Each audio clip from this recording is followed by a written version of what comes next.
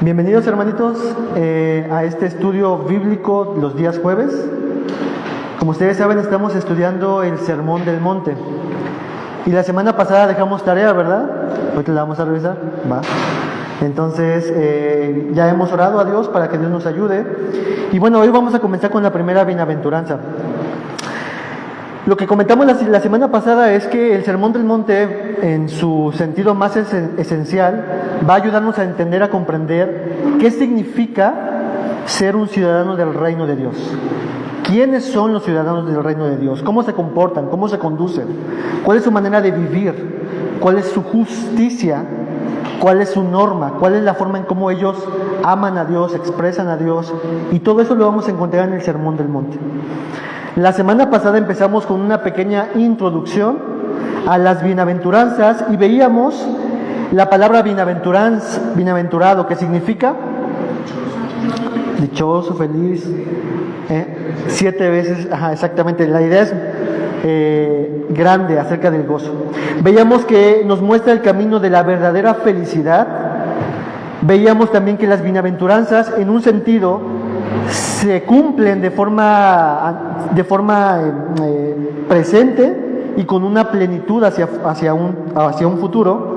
Veíamos también que las bienaventuranzas, lejos de ser la manera en cómo vamos a ser salvos, es una descripción de los que son ya salvos.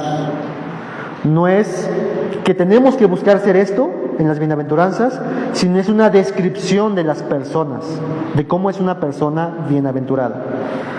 El quinto punto, veíamos una composición literaria de cómo es que podemos dividir, estudiar las bienaventuranzas.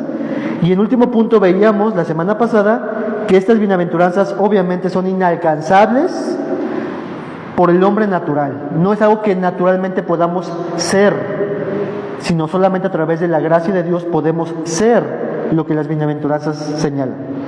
Así que empecemos ahora con la primera bienaventuranza que vamos a leer en Mateo capítulo 5, versículo 3.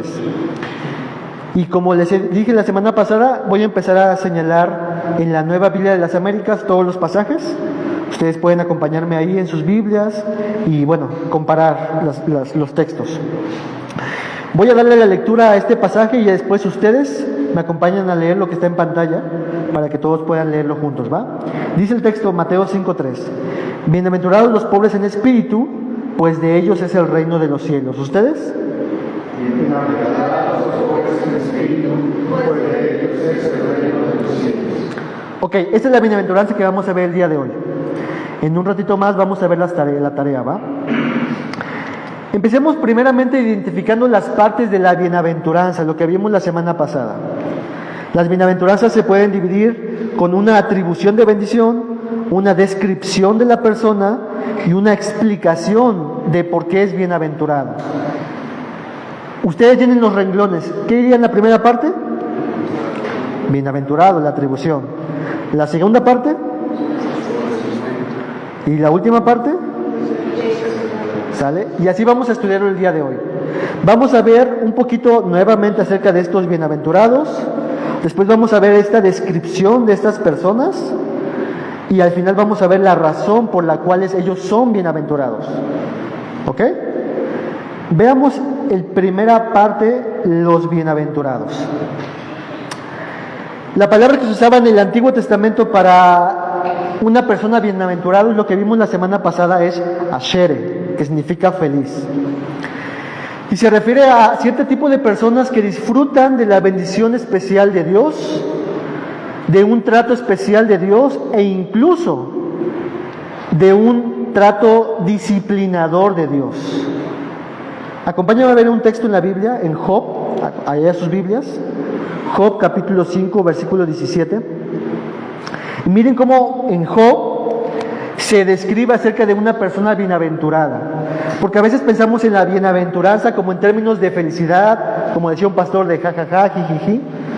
Pero en este texto encontramos que la bienaventuranza también se atribuye a personas que están siendo disciplinadas de parte de Dios. ¿Alguien lo puede leer? ¿Le puede dar lectura a Job 5, 17 al 18? He aquí, bienaventurado es el hombre a quien Dios castiga. Por tanto, no menosprecies la corrección del Todopoderoso, porque Él lamentarán, él hiere y sus manos curan. ¿Quiénes son bienaventurados conforme a este pasaje de Job? Los que son disciplinados de parte de Dios, los que Dios hace la llaga en ellos para darles una disciplina y Él mismo los va a sanar. La misma escritura nos dice en Hebreos que si Dios no nos hiciera esto, seríamos bastardos, no seríamos sus hijos. Pero debido a que somos sus hijos bienaventurados, Él nos va a disciplinar. Y eso forma parte de las bienaventuranzas. Eso es lo que se usaba en esta palabra en Job 5:17, un bienaventurado, Asher. En el griego, la palabra que vimos la semana pasada es Makarios, que significa feliz y dichoso. Y comentábamos que esta palabra en el griego, o los griegos la usaban solamente o exclusivamente hacia la divinidad. ¿Quiénes eran los bienaventurados? Aquellos seres sobrenaturales que disfrutaban de un estado de perfección en contraposición al estado de miseria que el ser humano tenía. Los griegos decían que solamente los dioses tenían esto porque no estaban en las mismas experiencias que tú y yo tenemos. Y cuando una persona moría, entonces podía disfrutar la bienaventuranza. Ellos veían la bienaventuranza como algo futuro o algo exclusivamente de la deidad. Pero como hemos visto en estas bienaventuranzas, Jesús va a decir que realmente hay personas en vida que son bienaventuradas. Y no solamente la divinidad, como decían los griegos, o los que morían, sino que ya en vida hay personas bienaventuradas. Muy bien. Si ustedes van teniendo alguna duda, hermanos, algún comentario, algo que quieran aportar, como es un estudio, pueden levantar la mano y comentamos, ¿va? Esa es la primera parte del significado de las partes que vimos de la bienaventuranza. Segunda parte, los pobres en espíritu. ¿Qué significa los pobres en espíritu en esta bienaventuranza? ¿A qué está haciendo referencia esta bienaventuranza? Porque lo que respondamos de esto determinará a qué personas se estaba refiriendo Jesús con esta expresión. Y aquí viene la tarea, hermanos.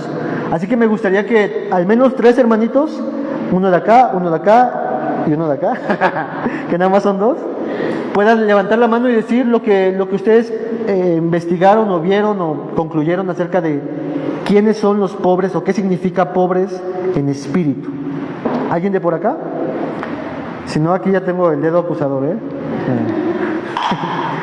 Hermanita, ya la estoy viendo, ¿eh? Alguien que no importa ahorita si estamos bien o mal. ¿Qué significa un pobre en espíritu? Ahorita. Siempre hay uno que en la clase, maestro, ¿ves? Sí. ¿Alguien de por aquí? Pobre en espíritu. Que reconoce su condición, o sea, que sí mismo no puede hacer nada, que todo depende de Dios. Ok, está reconociendo una condición. Ya. Ok, muy bien. ¿De por aquí en medio? No es cierto, Nere.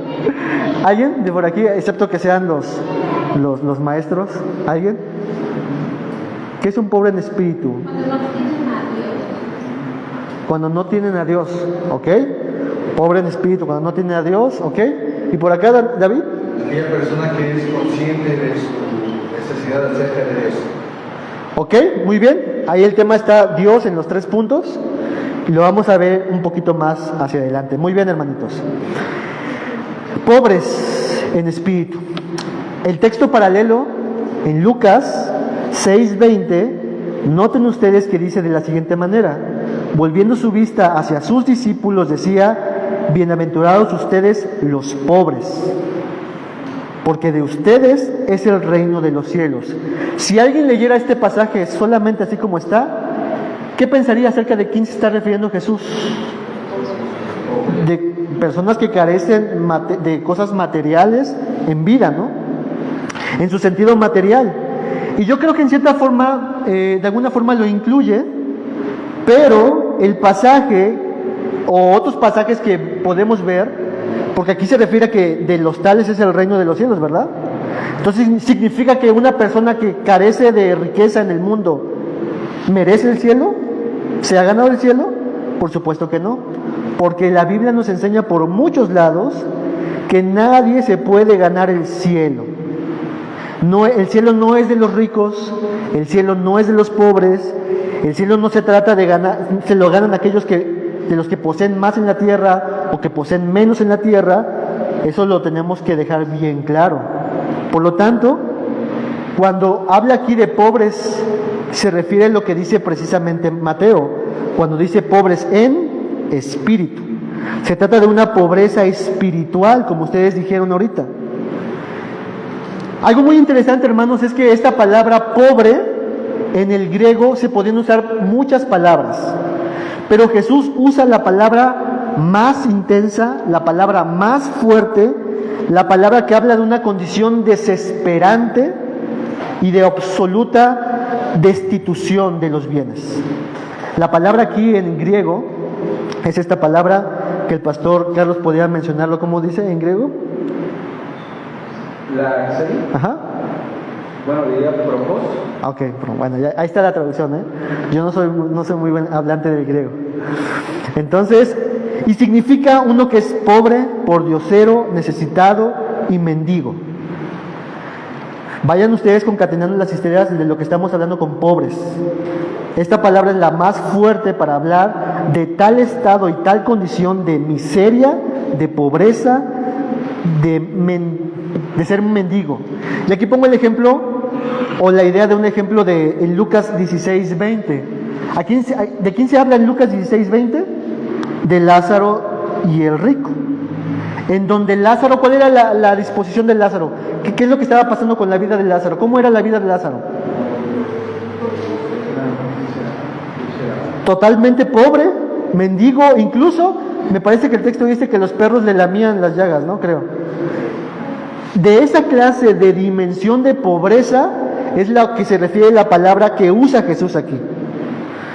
Es una clase de pobreza donde no tiene absolutamente nada en sí mismo para sobrevivir por sí mismo, sino que depende de alguien más que se compadezca de él. Alguien que carece de todo, no puede ayudarse a sí mismo, no puede ayudar a otros, alguien que necesita de ayuda, y así era la vida de Lázaro. Esta palabra habla de una miseria extrema. No tiene casa ni posesiones y tiene que depender de las limosnas de los demás para su propia existencia, ya que carece de recursos propios. Y esa es la fuerza de la palabra que tenemos aquí en Mateo 5:3, pobres. Y ya dijimos que no se refiere de pobreza material, sino de pobreza ¿qué? Espiritual. Con esta expresión entonces, hermanos, lo que Jesús está diciéndonos es que está describiendo al discípulo que reconoce en su corazón que no tiene recursos espirituales o méritos propios que presentar a su favor delante de Dios, que es el Dios de todo espíritu. Esta persona de los que se describe aquí son aquellos que han, como decía David, que han reconocido tal condición miserable que no hay ninguna facultad y ninguna virtud y ningún mérito y ningún recurso en sí mismo que pueda beneficiarle para su vida espiritual. ¿Sí lo ven? Un pobre en espíritu entonces es aquel que sabe de su bancarrota espiritual, aquel que depende totalmente de la bondad de Dios, aquel que es humilde de corazón, reconoce que no tiene nada, reconoce que no puede dar nada, reconoce que no tiene nada de valor en sí mismo, como Lázaro, un mendigo, aquel que ha entendido que necesita a Dios. ¿Hasta ahí vamos bien, hermanos? ¿Qué es un pobre en espíritu? ¿Alguien puede leer lo que está ahí en pantalla? No sé si se alcanza a ver. Fer, ¿lo puede leer? ¿Qué es pobreza de espíritu? Es lo contrario de esa disposición activa, engreída y autosuficiente que el mundo tanto admira y alaba. Es todo lo contrario a esa actitud independiente y jactanciosa que se niega a inclinarse ante Dios, que decide enfrentar las cosas y que dice junto con Faraón: ¿quién es Jehová para que yo oiga su voz y deje ir a Israel? Esta pobreza espiritual a la que se refiere aquí es totalmente lo contrario, una persona altiva, una persona que dice yo puedo, yo tengo, yo soy, y que totalmente depende de la misericordia de Dios, que ha abandonado su espíritu de autosuficiencia, de vanagloria, de autodependencia, y que ha abandonado la idea de lo que mismo el faraón decía: ¿quién es Dios para que yo a él responda, a él yo vaya, a él obedezca? Porque faraón realmente, hermanos, él se consideraba Dios a sí mismo.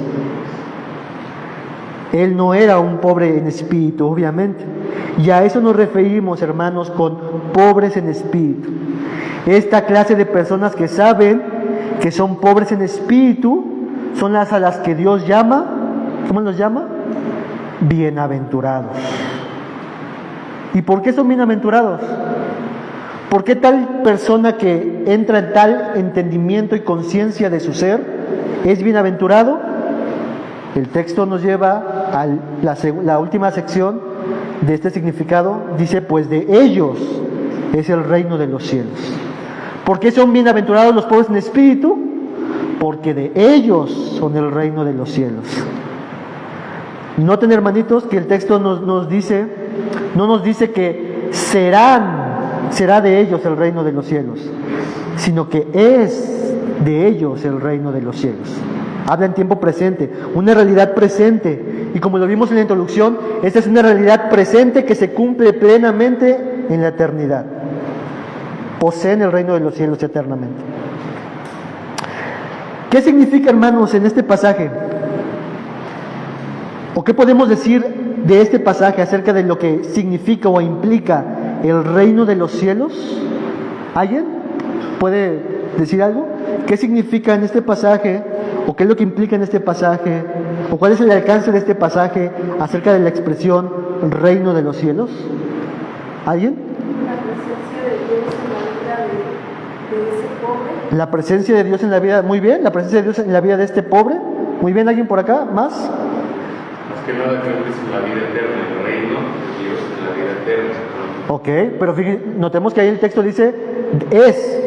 Entonces sí, también será, ¿no? Las dos cosas. ¿Algo más? ¿Quieren decir? Yo creo que puede ser la justicia y la autoridad. Creo que lo habían dicho la semana pasada. No recuerdo.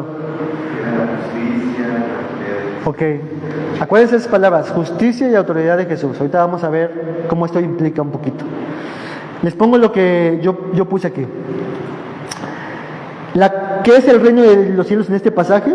Alguna de las implicaciones es la completa salvación. Cuando hablamos de salvación, hablamos de la completa salvación. La justificación, la santificación, la glorificación, ¿no? La completa salvación, la suma total de las bendiciones que resultan cuando se reconoce a Dios como Rey sobre el corazón y la vida. Al final del día, estas bendiciones que estoy señalando aquí, porque fíjense el contraste aquí. El punto es: pobre, no tiene nada, pero dice ahora es tuyo el reino. ¿Se dan cuenta del contraste? No tienes nada, pero realmente tienes todo el reino. Estas bendiciones de las que podemos enumerar aquí es parte de lo que ustedes decían. Es tener a Dios como nuestro Rey. Ese es el reino de los cielos, es nuestro. El Rey es nuestro, el reino es nuestro, Dios es nuestro. ¿Y cómo es nuestro Rey? Un Rey paciente, bueno, amoroso, santo, que nos conoce. Él es nuestro, Él es mío, Él es mi tesoro. ¿Qué bendiciones son estas? Tener acceso libre al trono de Dios y llevar nuestra vida y nuestra causa delante de Él. Esa es riqueza, verdadera riqueza. Tener un fuerte refugio ante cualquier adversidad. Él es mi refugio ahora. Tener la esperanza y la seguridad de que estoy en sus manos. Eso es parte del reino de Dios. Parte del reino de Dios es tener el poder de Dios, como decía Hetza, para hacer su voluntad. En el reino de las tinieblas yo no podía hacer la voluntad de Dios, pero ahora, como pobre en espíritu, que pertenezco ahora al reino de los cielos, ahora tengo la capacidad y el poder para hacer su voluntad. Para más referencia de esto, aquí les pongo el texto de Efesios 1, del 3 al 14, donde se listan muchas bendiciones del reino de Dios y que se nos dice: estos pobres en espíritu, de ellos es el reino de Dios. ¿Ven? Es por eso que a estos pobres en espíritu se les llama bienaventurados, porque al final del día estos pobres en espíritu, su todo termina siendo Dios.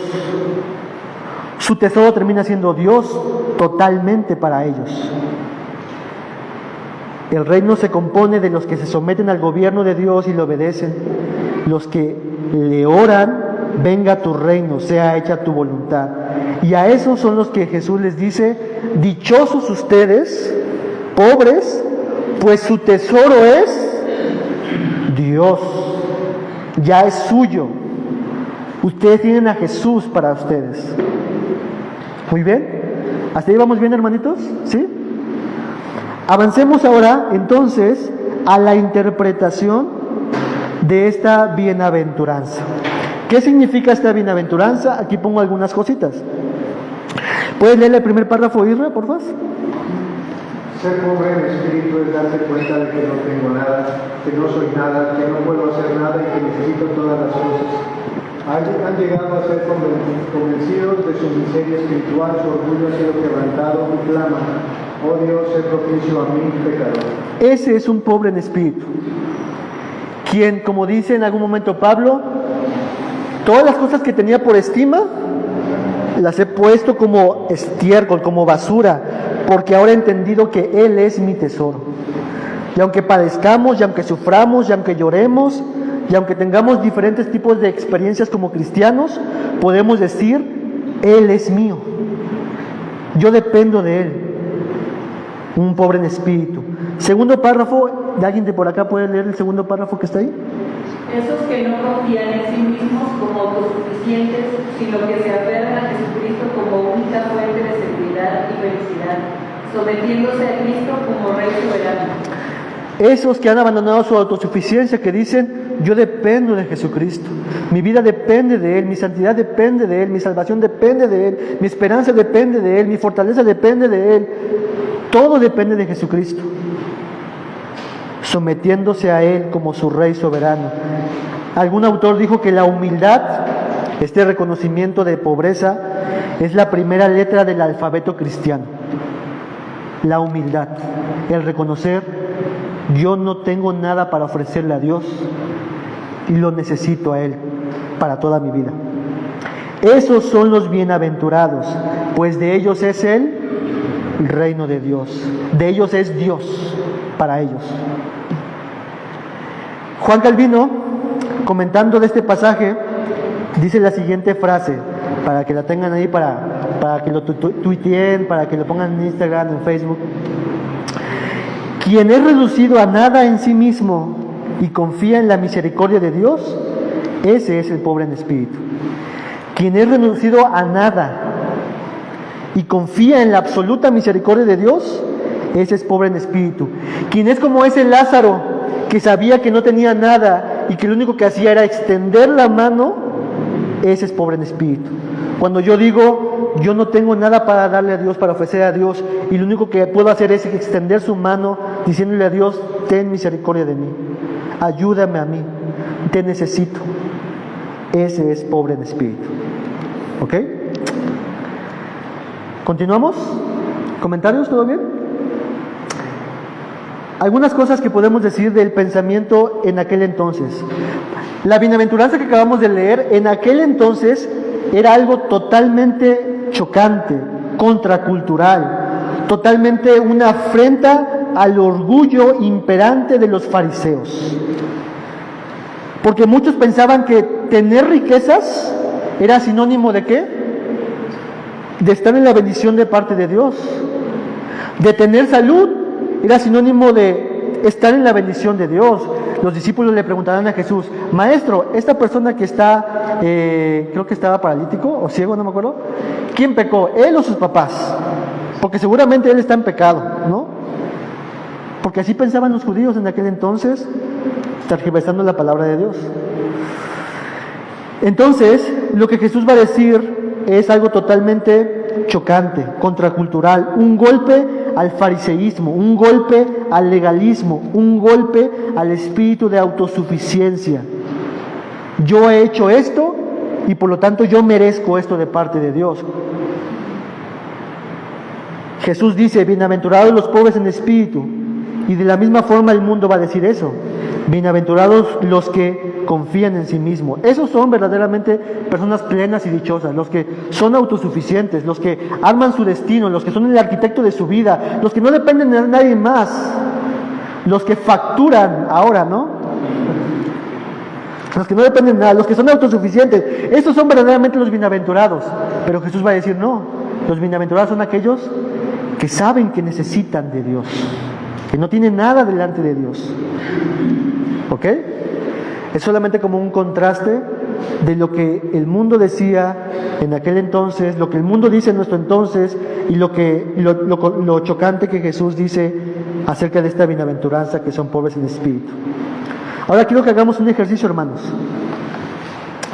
Quiero que podamos pensar en ejemplos ilustrativos en la Biblia de cómo esto se puede rastrear en la Escritura como pequeños atisbos que nos recuerdan esta misma bienaventuranza. Quiero que tomen 1 minutito, 2 minutitos y que piensen en historias en la Escritura que en cierta forma nos ilustran de forma pequeña o de forma muy grande esta misma realidad, ya sea de forma positiva o de forma negativa.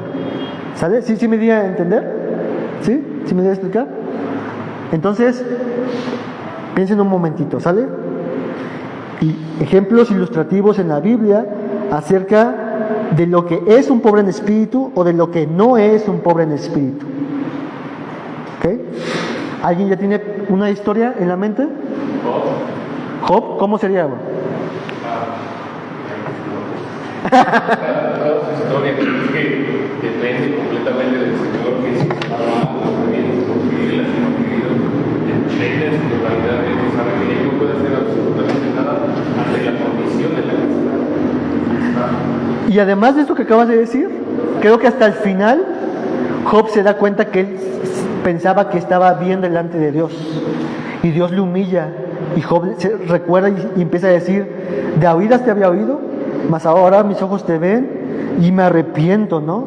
En ese momento Job se está dando cuenta de su pobreza, que realmente él nunca nadie va a estar a la altura de Dios.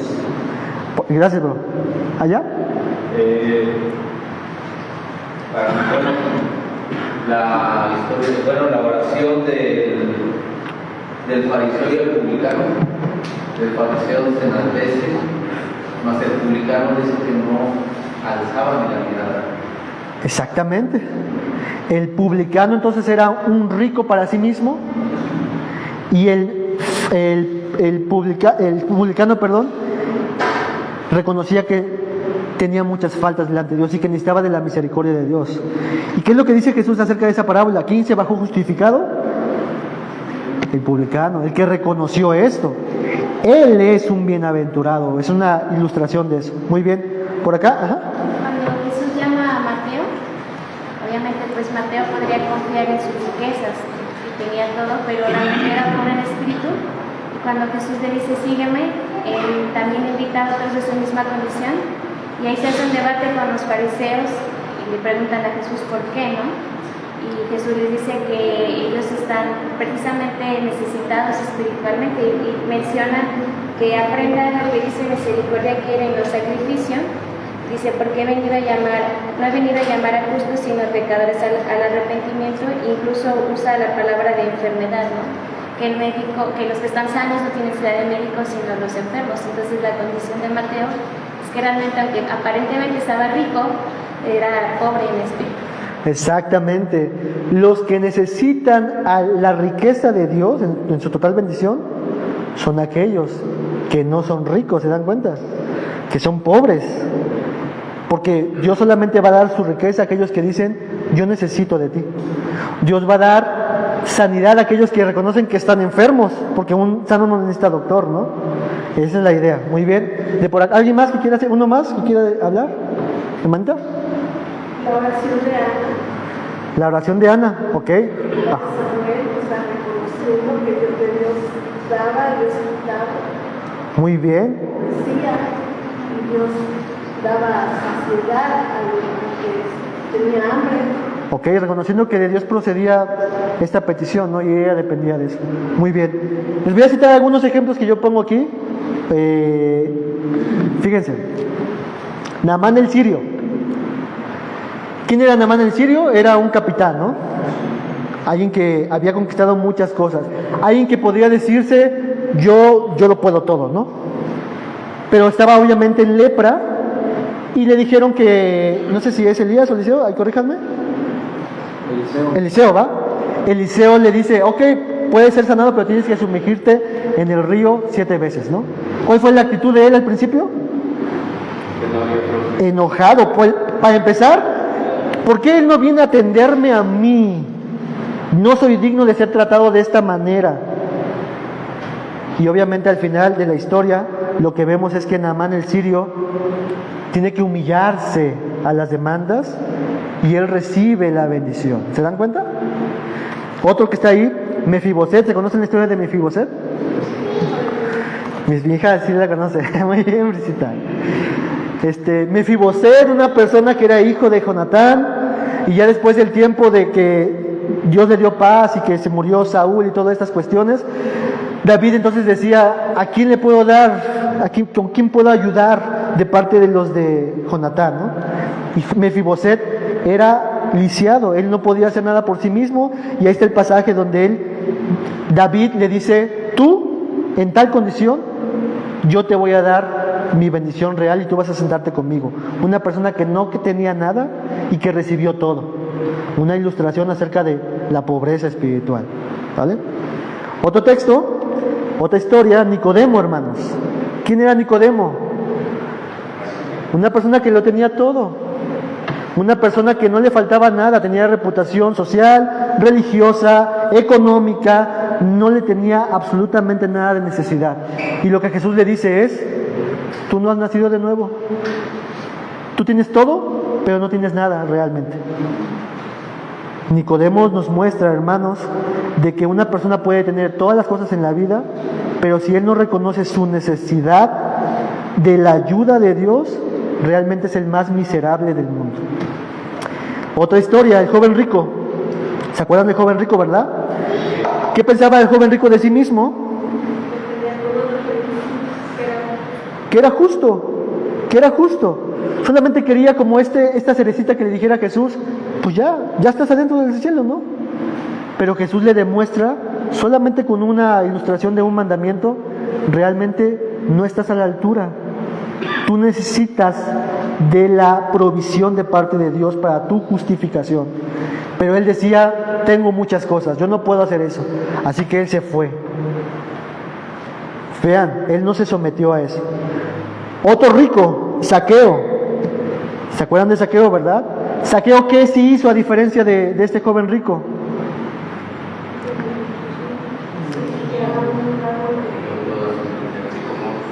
Ajá, bueno, exactamente. Y al final de la historia lo que dice es de que él reconoció que él había pecado delante de Dios y le dijo, si alguien de los que está aquí le he defraudado, le voy a devolver 4 veces tanto, ¿no? Él está reconociendo su falta delante de Dios. Y Jesús le dice, hoy ha llegado la salvación a este hombre que ha reconocido su miseria, su pecado delante de Dios. Y lo último, hermanos, acompáñenme a los textos en la Biblia. Apocalipsis 3, 15 al 17. Apocalipsis 3, 15 al 17. Y estas son las palabras de Jesús a las iglesias de Asia Menor. Apocalipsis 3, 15 al 17 nos habla de la iglesia de Laodicea. Entonces le voy a pedir a algún hermanito de por acá, de mi lado derecho, que pueda leerlo. Adelante, bro. Yo conozco tus obras, que ni eres frío ni eres caliente. Ojalá fueses frío o caliente. Pero por cuanto eres tibio y no frío ni caliente, te vomitaré de mi boca. Porque tú dices, yo soy rico y me he enriquecido y de ninguna cosa tengo necesidad, y no sabes que tú eres un desventurado, miserable, pobre, ciego y desnudo. Si ven esta parte de la riqueza, de la altivez del corazón de los de la Odisea, ellos cómo se consideraban a sí mismos, autosuficientes, ricos, no necesitaban, enriquecidos, se jactaban de eso.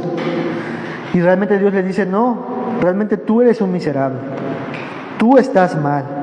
Le está hablando aquí Jesús al mundo. ¿A quién le está hablando aquí? A la iglesia, a personas que se veían así, hermanos. dentro de la congregación. Entonces, noten eso. El otro pasaje, Apocalipsis 2, 9. Apocalipsis capítulo 2, versículo 9.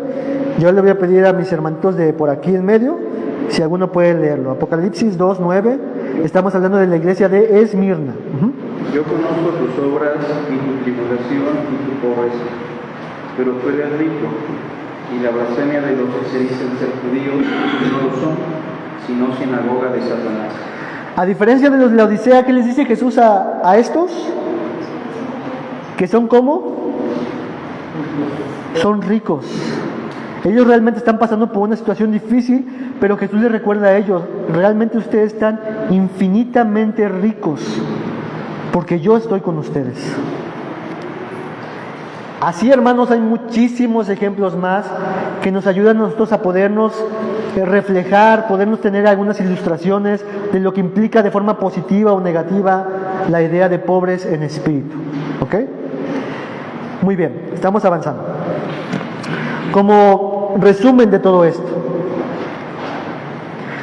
esta bienaventuranza es dejada para alentar nuestro gozo como cristiano. Toda bienaventuranza es una llamada hacia el gozo, hacia darnos cuenta de lo dichosos que somos como ciudadanos del reino y recordarnos que la verdadera felicidad se encuentra en nuestra dependencia absoluta de Dios, reconociendo nuestra incapacidad y miseria espiritual para entonces humillarnos ante Él y refugiarnos en Él.